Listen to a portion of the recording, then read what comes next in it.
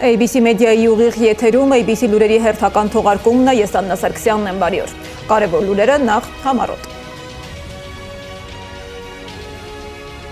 Խամենեից հետո ով է ղեկավարելու երկիրը, ինչ են քննարկում Թեհրանի փակ դռների հետևում եւ որն է կուլիսներում շրջանառվող գլխավոր անունը։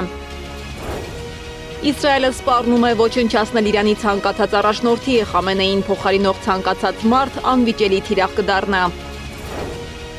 Էներգետիկ պայթյուն, Իրանը փակել է Հորմուզը, նավթի եւ գազի մատակարարումները խաթարված են, գները կտրուկ աճում են, տարածաշրջանը կանգնած է էներգետիկ ճգնաժամի շեմին։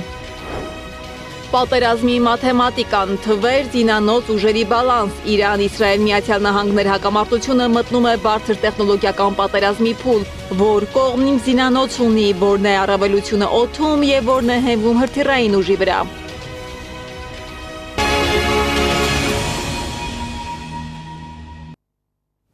Իրանի շուրջ լարվածությունը հասել է Ադրբեջանի սահման, զորք է տեղակայել Իրանի հետ սահմանին։ Լուրը շրջանառվում է ադրբեջանական լրատվամիջոցներում, ըստ որոնց Ադրբեջանի պաշտպանության նախարարությունը, սահմանապահ ծառայությունն ու ներքին գործերի մարմինները անցել են ուժեղացված մարտական պատրաստվածության ռեժիմի։ Թեև պաշտոնական հաստատում չկա, փորձագիտական շրջանակներում չեն բացառում, որ տարածաշրջանում հնարավոր լայնածավալ զարգացումների դեպքում Բաքուն կարող է ներգրավել հակաիրանական գործողությունների սցենարում։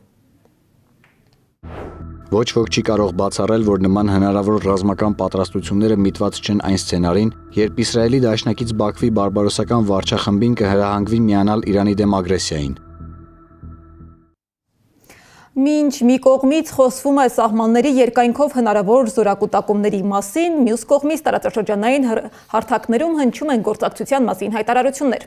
Թբիլիսիում տնտեսական հարցերի միջկառավարական հանձնաժողովի նիստի բացման ելույթում Նիկոլ Փաշինյանը հայտարարել է, որ չնայած ներկայիս մարտահրավերներին պետք է ավելի մեծ ուշադրություն դարձնել տարածաշրջանում բացվող լայն հնարավորություններին, եւ անգնահատելի է որակել Վրաստանի օգնությունը Հայաստանի եւ Ադրբեջանի միջև երկկողմ առևտրատնտեսական կապերի զարգացման գործում։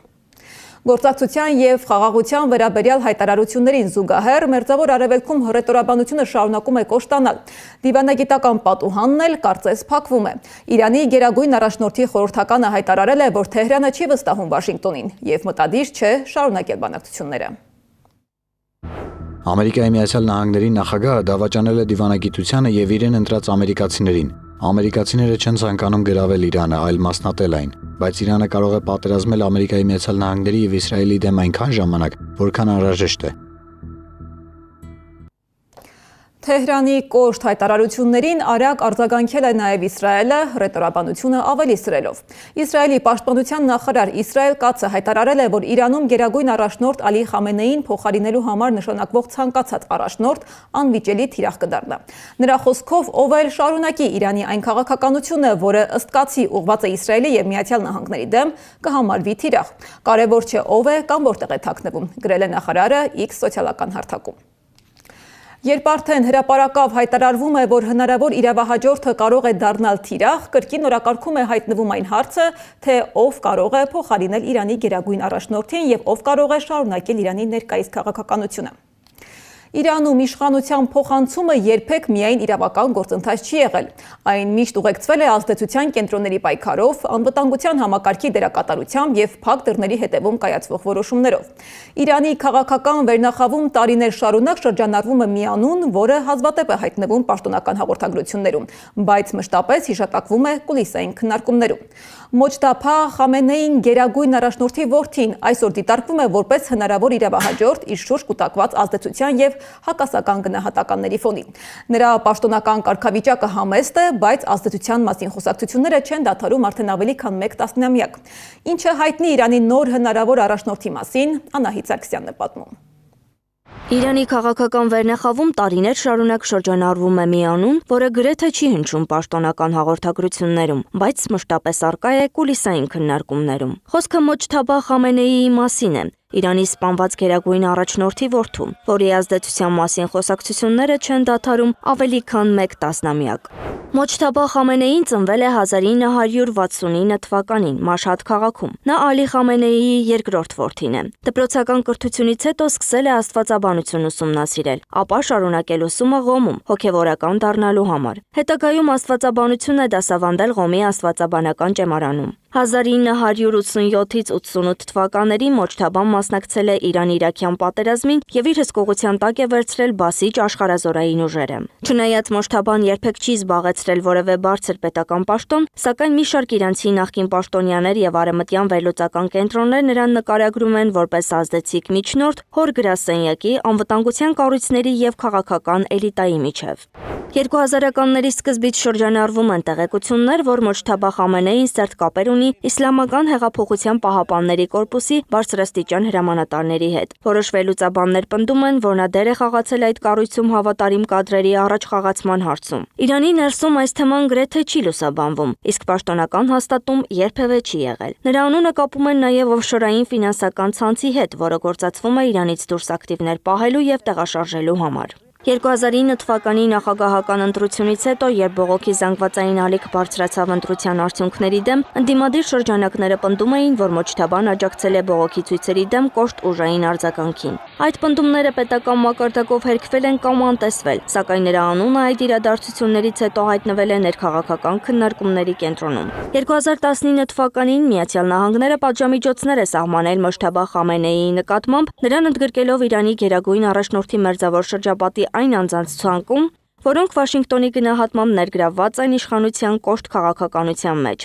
Պատժամիջոցները ենթադրում են Միացյալ Նահանգների իրավազորության ներքո ակտիվների սառեցում եւ ամերիկյան կողմի հետ գործարքների արգելք։ Թեհրանն այդ քայլը բնութագրում է քաղաքական ճնշում եւ միջամտություն ներքին գործերին։ Իրանի սահմանադրությամբ գերագույն առաջնորդին ընտրում է բանիմացների ժողովը։ Մոջթաբա Խամենեիի անունը պարբերաբար հիշատակվում է որպես հնարավոր իրավահաջորդ, իսկ այժմ, երբ Ալի Խամենեին մահացած է, ել ավելի հավանական է համարվում հենց Մոջթաբայի ընտրությունը։ Մոջթաբա Խամենեին գրեթե հանդես չի գալիս հրապարակային ելույթներով, հարցազրույցներ չի տալիս եւ հազվադեպ է երևում պետական միջոցառումներում։ Ինչ վերաբերում է նրա անձնական կյանքին, ապա նա 2004 թվականին ամուսնացել է Զահրա Հադդադ Ադելի հետ, ունի 3 երեխա։ Անահիտ Սարգսյան, Աշոտ Բարբարյան, ABC Media։ Իշխանության հնարավոր փոխանցման շուրջ ակտիվացած քննարկումների ֆոնին Իրանի քաղաքական դաշտում կրկին ուշադրության կենտրոնում է հայտնվել նաև մեկ այլ հայտնի անուն։ Մահվան մասին տարածված լուրերից հետո հանրության առաջ է հայտնվել Իրանի նախկին նախագահ Մահմուդ Ահմադինեժադը։ Նրա հայտնվելը մեծ արձագանք է առաջացրել սոցիալական հարթակներում, հաշվի առնելով վերջին օրերին շրջանառվող հակասական տեղեկությունները։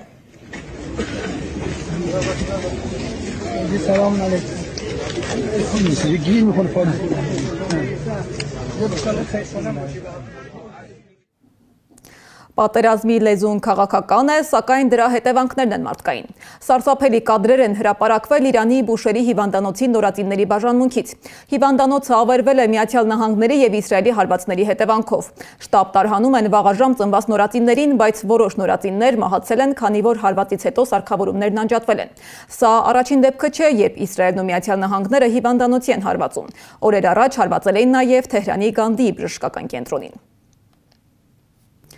Այս պատերազմը տեխնոլոգիաների, հրթիռների եւ օդային ուժերի մրցավազք է, որտեղ կողմերը կիրառում են տարբեր զինատեսակներ,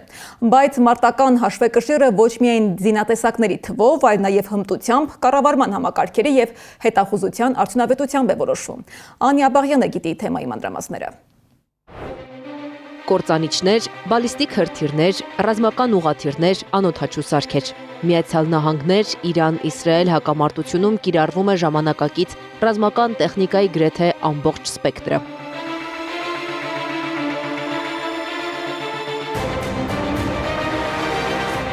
Իսրայելի եւ նահանգների ռազմական գործողություններում առանցքային դեր ունեն կործանիչները։ Ռազմաօդային ուժերը հիմնված են ժամանակակից հարվածային ինքնաթիռների վրա, մասնավորապես F-35I Adir եւ F-15I Ram։ Այս ինքնաթիռները նախատեսված են բարձր ճշգրտությամբ հարվածներ հասցնելու համար, ինչպես օդային, այնպես էլ ցամաքային թիրախներին։ F-35I մոդելն առանձնանում է գաղտնի տեխնոլոգիայով, ինչը թույլ է տալիս նվազագույնի հասցնել ռադարային հայտնաբերման հավանականությունը եւ ներթափանցել խորքային տարածքներ։ Իսրայելի ռազմավարությունը հիմնված է արագ, նպատակային եւ տեխնոլոգիապես գերազանցող հարվածների վրա, փորձելով օդային գերակայության միջոցով թույլատրել հակառակորդի ռազմական ենթակառուցվածքները մինչև հակադարձ գործողությունները։ Իսրայելի զինված ուժերը կիրառում են նաև հարվածային ուղղաթիռներ։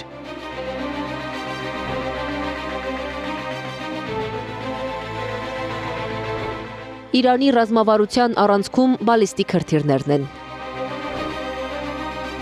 Թեհրանը տարիների ընթացքում զարգացրել է միջին եւ որոշ գնահատականներով երկար հեռահարության հրթիռային ծրագիր, ստեղծելով համակարգեր, ինչպիսիք են Շաբա 3 եւ Սեջիլ։ Իրանական բանակը ունի հազարավոր բալիստիկ հրթիռներ։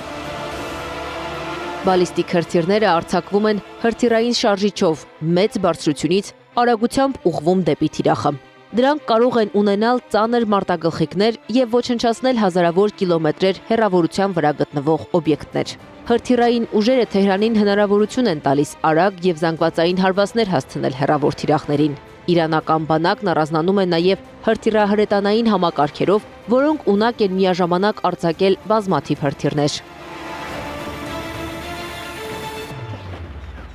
Այս համակարգերը կիրառվում են զանգվածային հարվածների դեպքում եւ սովորաբար տեղադրված են շարժական հարթակների վրա։ Ընդհանուր առմամբ Իրանը եւ Իսրայելը ունեն մի շարք համադրելի սպառազինություններ, տրանսպորտային ավիացիա, մարտական ինքնաթիռներ, սուզանավեր, ռազմածովային ուժեր, ինքնագնաց եւ քարշակվող հրետանի։ Զինուժի թվականակով Իրանը զգալի առավելություն ունի։ Ակտիվ զինծառայողների թիվը 610,000 է, մինչդեռ Իսրայելը մոտ 170,000։ Պահեստազորում Իսրայելն ունի մոտ 465,000, իսկ Իրանը մոտ 350,000 զինծառայող։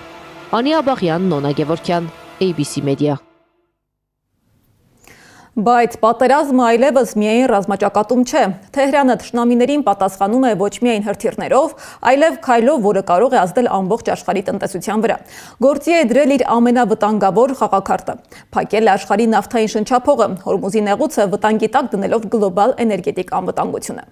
Հորմուզի նեղուցն այս պահին դատարկ է, նեղուցի երկու կողմերում կուտակումներ են։ CNN-ի հաղորդմամբ երկուշաբթի միայն 2 լցանավ է անցել, չնայած սովորական պայմաններում օրական մոտ 60-ն է անցնում նեղուցով։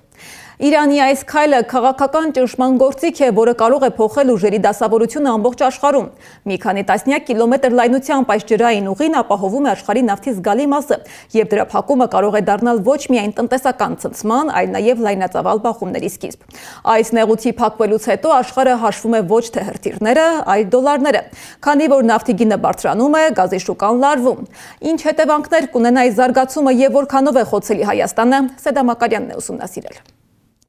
Իրանում ռազմական էսկալացիան արդեն դուրս է եկել զուտ քաղաքական հակամարտության շրջանակներից եւ տեղափոխվել համաշխարհային տնտեսության դաշտ։ Իրանը փակել է աշխարհի ամենակարևոր էներգետիկ ուղիներից մեկը՝ Հորմուզի նեղուցը։ Այդ նեղուցով իրականացվում է համաշխարհային նավթի մատակարարումների մոտ 1/5-ը։ Դրա փակումը համաշխարհային շուկաներում քաոս է առաջացրել։ Միացյալ Արաբական Էմիրությունները, Քուվեյթը եւ այլն հանդիսանում էին մեծ ֆինանսական կենտրոններ եւ այս պահին նրանց ոչ միայն նավային, այլ նաև օդային կապը աշխարհի հետ փակված է եւ սա բերում է որոշակի կրիզիսային իրավիճակների, երբ որ այս պետությունները այսպես երկար տարիներ ապահովված լինելով Ամերիկայի Միացյալ Նահանգներից այս պահին չգիտեն կամ դիվարանում են հասկանալ, թե իրենց ապահովվածության աշճանը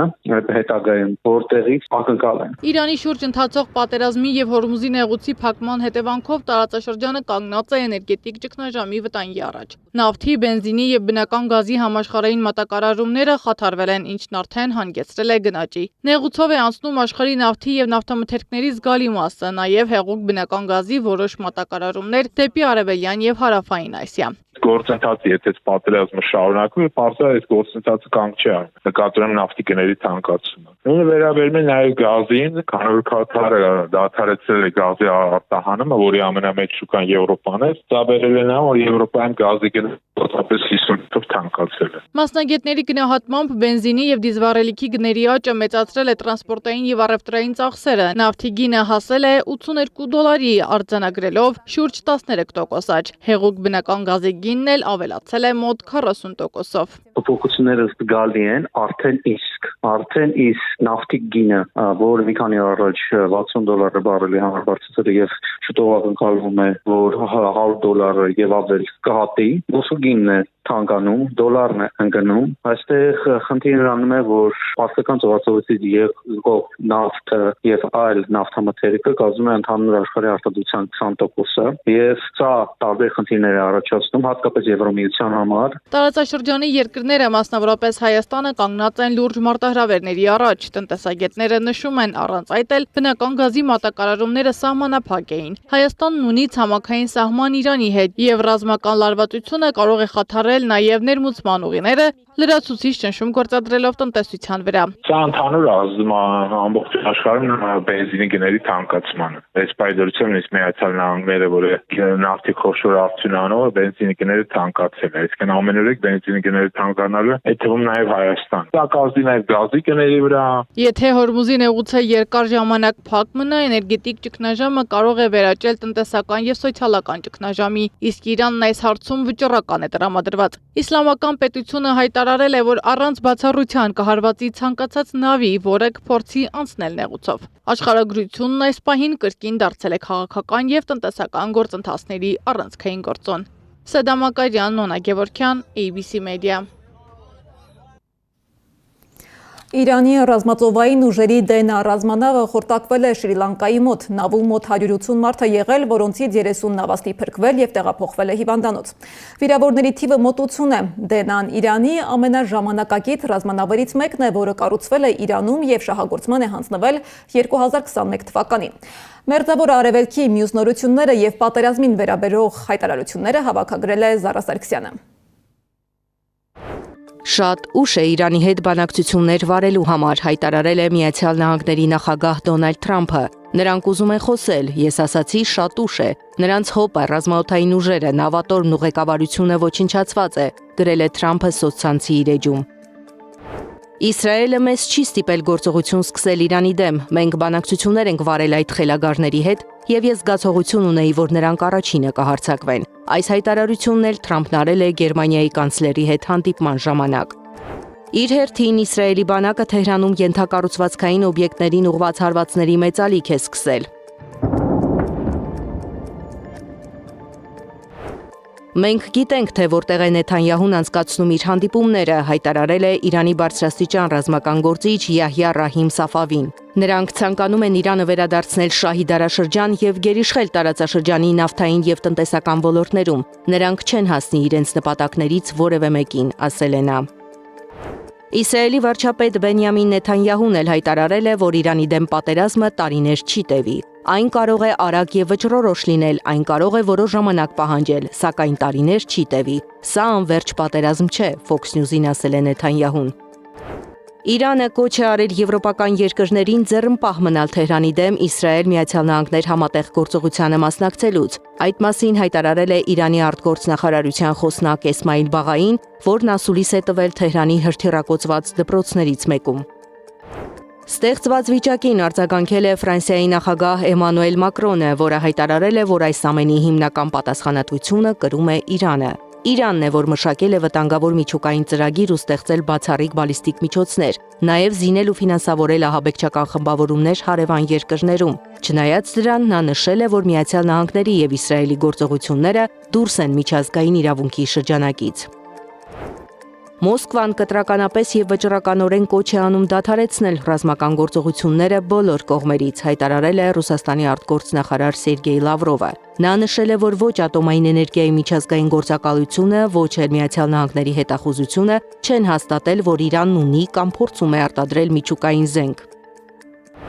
Մելանիա Թրամփը նախագահել է ՄԱԿ-ի անվտանգության խորհրդի նիստում, որը նվիրված է եղել հակամարտությունների ժամանակ երեխաների պաշտպանությանը։ Նիստն անցկացվել է Իրանի դեմ ամերիկա-իսրայելական ռազմական գործողությունների ֆոնին։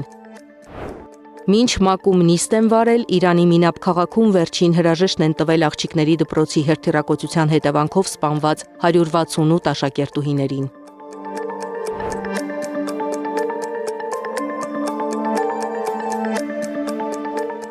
Իրանի կառավարությունն էլ հրապարակել է տեսանյութ Թեհրանի տեսարժանվայր համարվող Գոլեստանի պալատից, որը վնասվել է ամերիկա-իսրայելական հարվածների հետևանքով։ Նշենք, որ Գոլեստանի պալատը ՅՈՒՆԵՍԿՕ-ի համաշխարհային ժառանգության ցանկում է ներառված։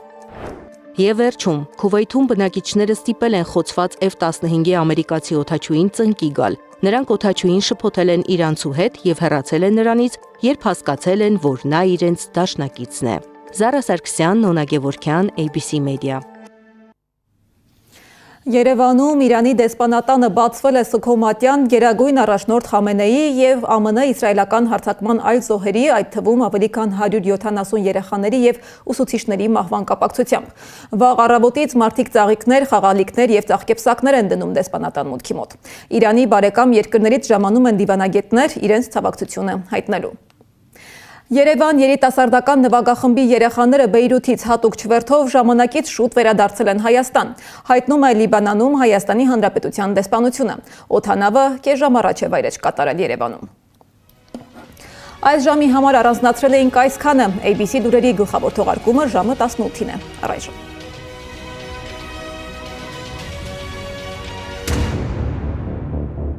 1960 թվական, Բուենոս Այրես։ Մերսեդես-Բենցի բարձրաստիճան աշխատակից Ռիկարդո Կլիմենտեն թույլ է տալիս չարաբաստիկ սխալ, ուշանում է ավտոբուսից։ Սովորական պատմություն է, չէ՞։ Բայց Ռիկարդոն չէ, այլ Ադոլֆ Այխմանը, հոլոքոստի ճարտարապետը, եւ այս ուշացումը դառնում է ճակատագրական։ Նրան առևանգում են եւ տեղափոխում ամայի շինություն, հարցաքննում են 9 օր ինքնությունը պարզելու համար, եւ նա խոստովանում է։ Գաղտնի գործակալը նրան ստիպում է ստորագրել համաձայնություն Իսրայել տեղափոխվելու համար, սակայն ինչպես տեղափոխել աշխարհի ամենավորոնվող հանցագործին մյուս մայրցամաք, համարձակ եւ միաժամանակ աբսուրդային լուծմամբ։ Նրան հագցնում են Էլ Ալավի ընկերության աշխատակցի համազգեստ, նստեցնում ինքնաթիռ եւ դուրս բերում Արգենտինայից, առանց կասկած հարուցելու։ Տեղափոխվենք ավելի քան 6 տասնամյակ առաջ, 2026 թվական, Իրան։ Տարիներ շարունակ Թեհրանի քաղաքային տեսախցիկները գտնվում են թշնամի պետության հատուկ ծառայությունների վերահսկողության տակ։ Դեռ 4-5 տարի առաջ պլանավորվում է սպանություն, որը փոխելու է տարածաշրջանի ճակատագիրը։ Փետրվարի վերջին օրը հրթիռակոծվում է Իրանի հոգևոր առաջնորդ Ալի Խամենեիի նստավայրը։ Տարբեր դարեր, տարբեր մայրցամաքներ, բայց նույն ձեռագիրը՝ Մոսադ, աշխարհի ուժեղագույն արտաքին հետախուզական ծառայություններից մեկը։ Նրա գործունեության հիմքում մեկ սկզբունք է. սպառնալիքը պետք է վերածվի դեռևս ձևավորման փուլում։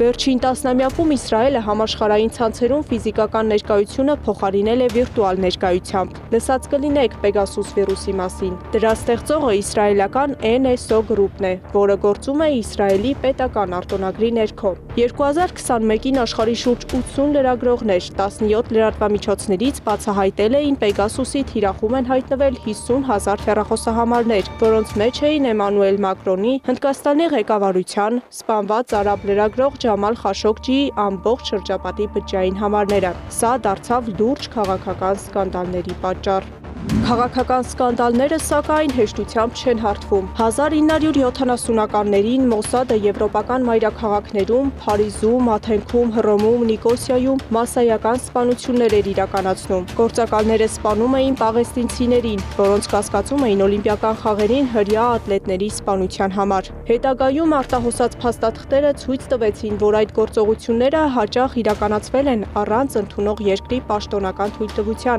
ինչը լրջորեն սրեց Եվրոպայի և Իսրայելի հարաբերությունները։ Թվում է միասնական և անխոցելի համակարգ, սակայն միֆականացված կերպարը ճաքեր ունի։ Մոսադի միֆականացման միջոցով կառույցի անհաղթահարելի կերպարի ստեղծումը Համասի հարձակման ժամանակ չարդարացրեց իրեն, Reuters-ն էր բացահայտել։ Իսրայելի Մոսադը փաստացի ձախողել էր, չկարողանալով կանխարգելել 2023-ին Գազայի վրա Համասի հարձակումը։ Մոսադի պատմությունը ցույց է տալիս, երբեմն մեկ ուշացում, մեկ գործողություն կամ մեկ սխալ կարող է փոխել պատմության ընթացքը։ Ավելի քան կես դար անց նույն կառույցը շարունակում է գործել նոր տեխնոլոգիաներով եւ նոր մեթոդներով։ Պետական համակարգին ենթակա լինելով այն շարունակում է մնալ միջազգային քաղաքականության ամենաազդեցիկ եւ ամենախորհրդավոր դերակատարներից մեկը։